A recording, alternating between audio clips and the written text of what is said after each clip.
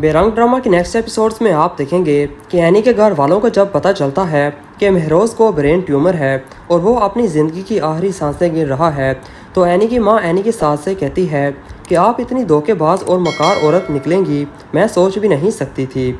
आपने अपने बेटे की 4 रोज़ की खुशियों के लिए मेरी बेटी का मुस्तकबिल खराब कर दिया है। आखिर क्यों किया आपने हमारे साथ ऐसा?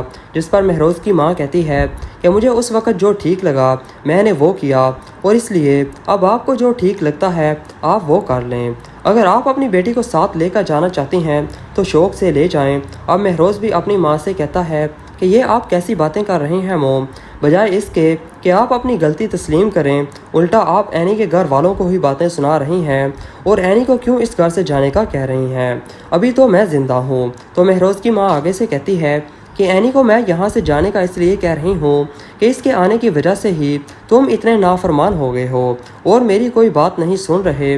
मैंने तो तुम्हारी शादी इसलिए करवाई थी ताकि तुम अपनी बीवी के साथ खुश रह सको, ताकि तुम में भी जीने की उम्मीद पैदा हो और तुम मायूसी से बाहर निकलो। लेकिन तुम तो कल की आई इस लड़की के लिए उससे ज़्यादा फिक्रमंद हो गए हो। इतनी तो तुम्हें अपनी परवाह नहीं रही जितनी तुम इस लड़की की परवाह करने लग गए हो।